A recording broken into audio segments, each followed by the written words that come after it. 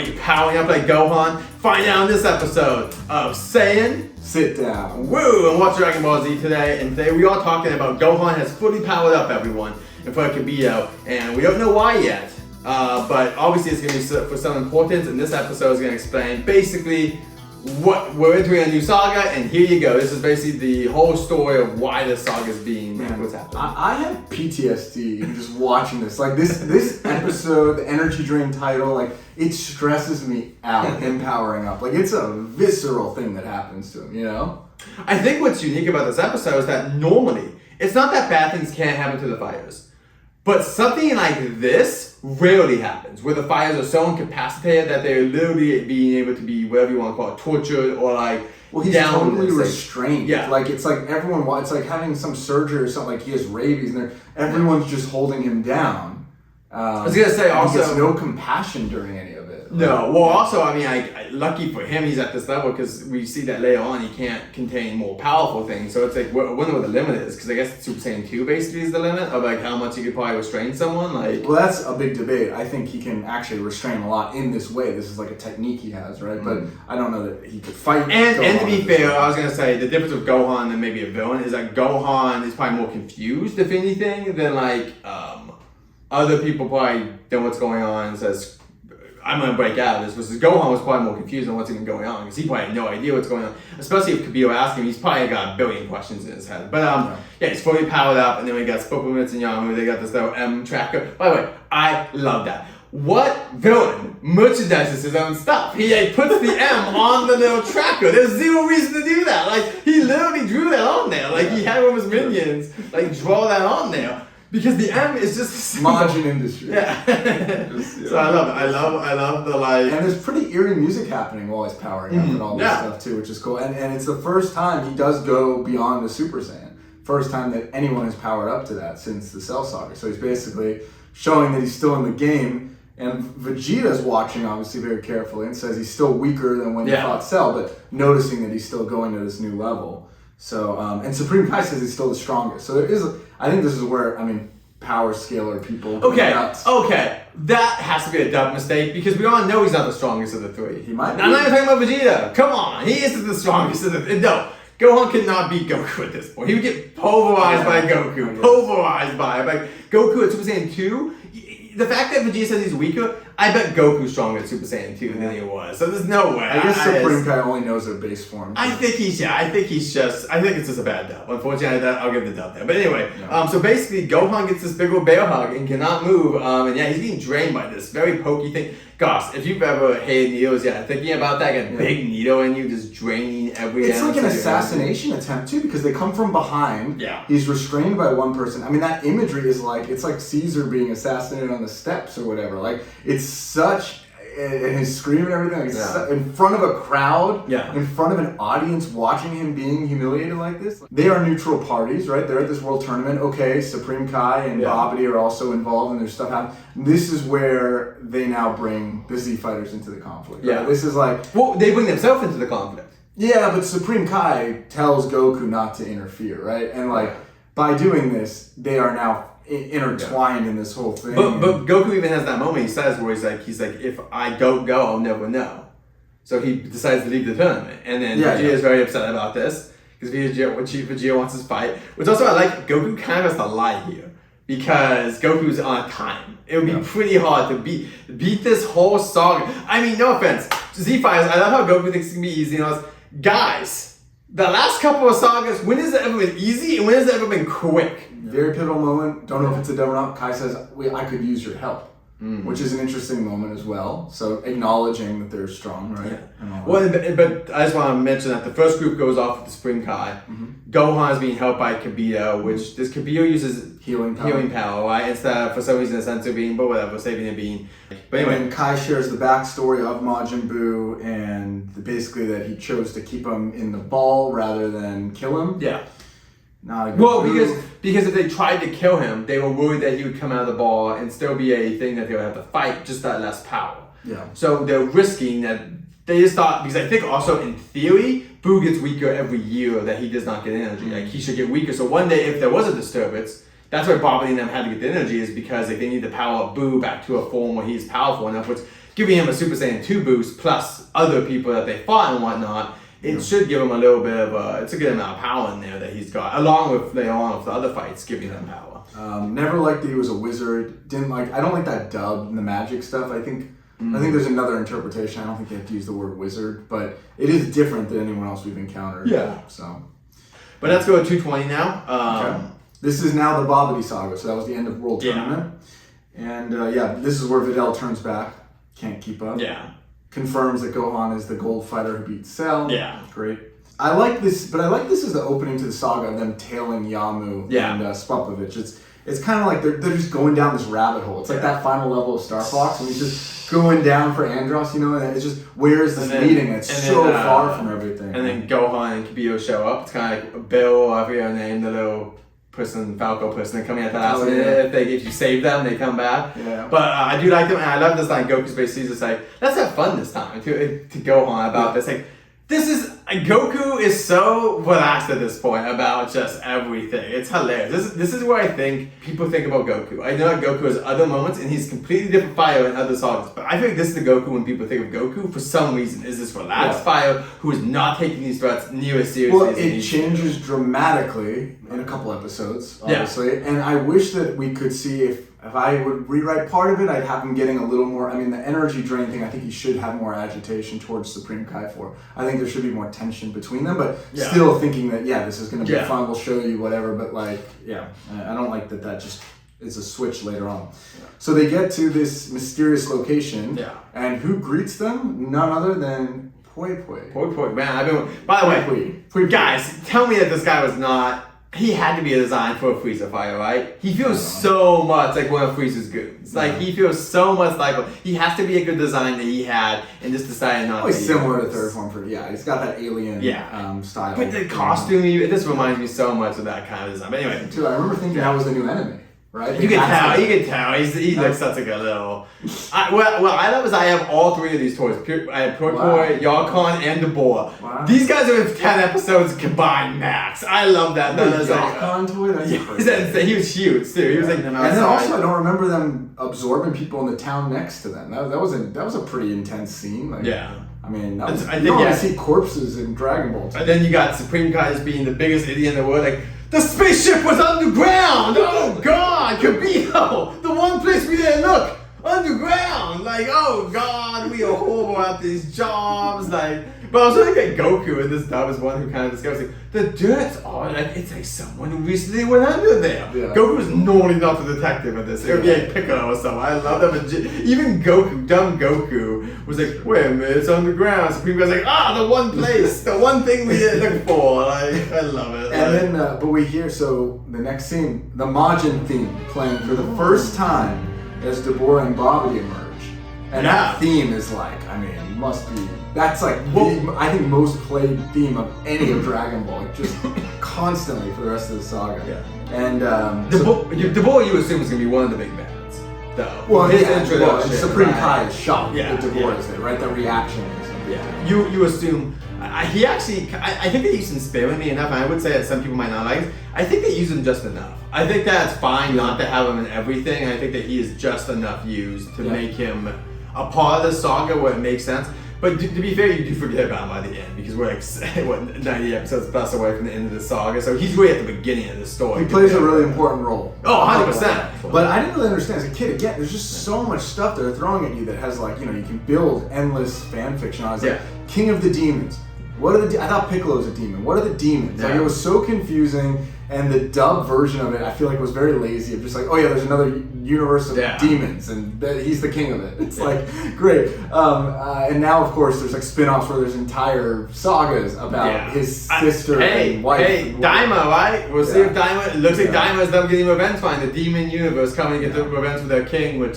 You know what? That's what they've been doing a lot recently, is going through each saga and saying who has beef still with the Z Fighters, and then basically bringing those characters back. Yeah. But I will say we're in the episode very strong here for no reason at all. It's like, you want your reward, your eternal reward. It blows him up for no reason, blows up Spoken bits, and then Yamu is like, and flies away. And I love Poi, whatever, for no reason. You can just Kai blast, but he doesn't. What? and like grabs his arm and then blasts. Like I just love it. Like, it's iconic for me for a character. It is. It's like one of his only moments and he just blasts the crap. Nobody's even watching. Like I guess they kind of know that they're looking.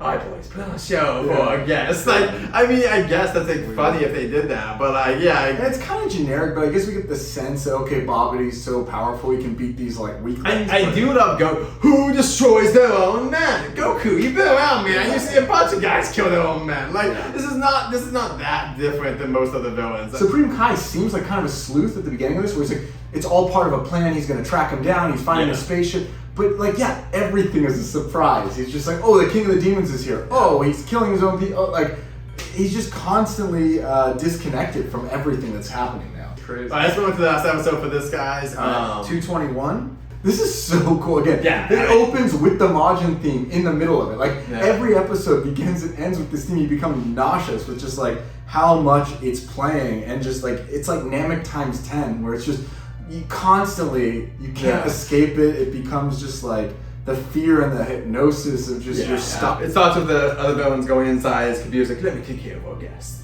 Yeah. And we get one of the probably most. It's a pretty shocking opening, and it's a good opening for the saga. He literally I love it. The boy just like flies up there, Kabir's like, what? And then instantly just blasts Kabir away in one blast. Like, you think this character might die, but this is one of the times in Dragon Balls where they kind of give us a surprise death. And it's right at the beginning of a saga. It's not at the end, it's just right there, the boy does it. And then, something has to happen, but like, still, spits on Piccolo and Krillin, and then they turn to stone, which is pretty insane. Like, it's kind of like an insane way of like starting the saga. And then the boy's like, all right, come and get us, and flies away, like basically. Oh, I got a lot. Yeah. Wait, one more thing. Sorry, I'm gonna do one more thing before you go on your commentary. Okay. I forgot about this little fight, and this has to be not canon. There's no way because it's too fat. It's so quick and whatever. Oh. But I wanted to put on here really quick. Sorry. The Vegeta Goku thing? Yeah. Yes, I don't remember this. Yeah, the fact that Goku and Vegeta attack the Demon King and can't land one blow on him. If that's in the manga, I would be surprised. Oh, sure. I'll have to look at. That's cool. That literally he out dodges the two best fighters. Like in base form. It doesn't matter. It's still base form. Like they should be able to hit this guy, you would think. But no, it's insane that anyway. Yeah. Commentary. All right, my deep version of this. So first off, let's go back to how do they know that Babidi informs Deborah that they're being followed, right? So it comes from Babidi, and this is the first time, as much as people like the Cell Saga, I think this is a really intelligent enemy. And then Boo's obviously the opposite of it. But like, these are hyper pragmatic people where they have an entire ploy that's like, get them in the spaceship. We need their energy. Go piss them off. There's like a couple weak fighters. They basically game plan this in real time where they're like, get rid of it. We can't absorb Kai.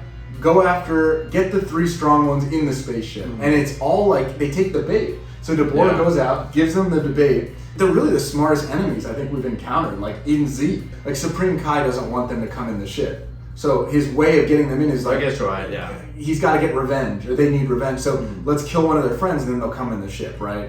Stone is his way of killing them. But even Yamun spoke of it. Is that bait? Like all of this is to get these fighters in here. You know, how far back and how all-knowing is Babidi? It's kind of interesting. I don't think he knows that they're gonna have fighters like this because it would make no sense that he would have Poi Poi and Yakon. Yeah, that's true. No offense, the Boa makes sense. If you had two of the fighters like the Boa, that would make sense. Instant kills Kibito faster than anyone ever has been killed in this series. Like he flies over and just hand to face destroys him. And again, how intelligent are these enemies? Do they know that Kibito heals people?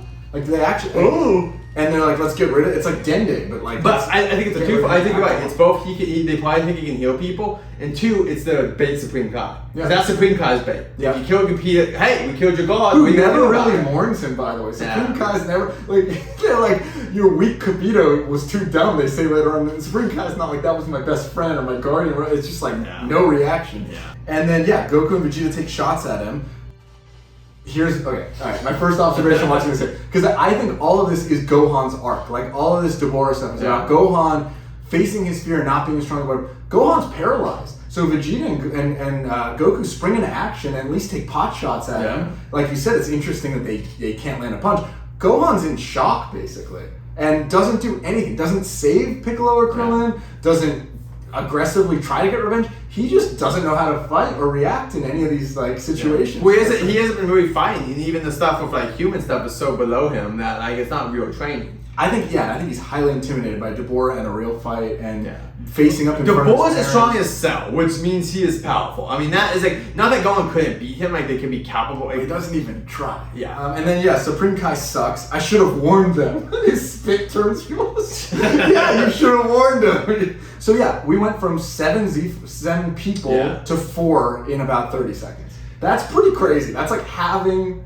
all of the protagonists. Yeah. The fastest that we've ever seen. I mean, Frieza, it was like 1 an episode or something, or like over. I mean, it's instant. Yeah, it's a very they're trying to start this strong, and when Babidi gets the energy and kind of puts it into Majin Buu's balls, and powers them up, I love the fact that he is impressed by how much they got, and he's kind of like regretting killing them, which I do think. Yeah. What was the negative of having them? Like, even if they were going to be destroyed by the Z fighters, they were still fighters, and with Krillin, it could have been they could have like, together maybe fought Krillin and got you more energy. Like, is it a lot? Who knows? But it's still something. Your point is to get energy. You're not supposed to be like, from him I'll get energy, not him. Why not send Pui Pui to get the energy? What's the point of even possessing these people? I guess because they would look more. Who knows? They would look normal, even though they're a planet where there's a cat king and stuff. So it's like no one really cares. Yeah. Then so my favorite theme starts developing here a little bit, which is like Goku and Supreme Kai tension. He had Sun absorbed. Now Krillin and Piccolo have been turned to stone. He should kind of not like Supreme Kai. Like, he's kind of getting sucked into this whole other conflict that wasn't part of his world. And he turns on Supreme Kai a little bit here, and he says, is there a way to get them to go back to normal, right? And then Kai's like, well, technically if you kill Deborah, I guess they would, but we can't go in the ship, that'll release Boo. And Goku's kind of like, F that, I'm going to go save my friend. So this is the first time when he's really starting to diverge from Supreme Kai. And a little bit of tension at least. Goku should have just went up and stuff. Oh, okay, interesting. What are you doing? Nothing. Yeah. Give me a few minutes. Just Boo's coming out. Guess what? Vegeta's gonna go evil anyway. Let's just fight this guy now. And I like Babidi's watching them on a little crystal ball while they're descending. That's a cool trope that starts.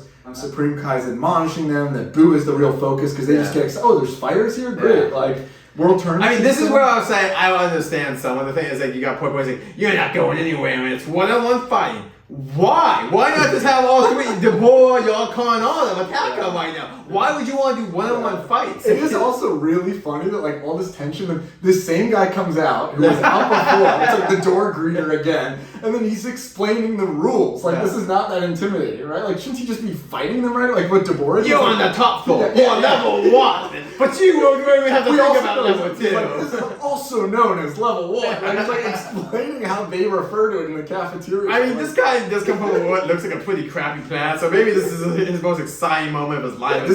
He should have been at the World Tournament. He would have loved it. He probably would have. He would have been like one of the All-Stars there. Like, beat Mr. Saiyan, became the new hero of Earth. Then we get the rock, paper, scissors, which is a pretty good joke. And then Vegeta winning. And now we're going to start the next... And Supreme Kai says never to underestimate Babidi's fighters. He never says Pui Pui specifically. So again, everyone reads into it as like Supreme Kai was afraid by Pui Pui. I don't think he knows any of that, and I don't think you can detect their energy. I think it's literally like you don't know when he possesses them how much energy he's going to bring out and who these guys are. Like he knows who Deborah is, right? So and I think he's got PTSD similar to Trunks. Like when Trunks comes back from the androids, he's like, the world I saw is so messed up that I'm so afraid of Gero and any android he releases. Supreme Kai's like anything to do with Babidi. He's like, let's not mess around. Don't underestimate it. Yeah. I came from a world where they killed all my friends. Like, So anyway, people give him a bad rep. I do think he's been through a lot. Supreme Kai is the one I was like,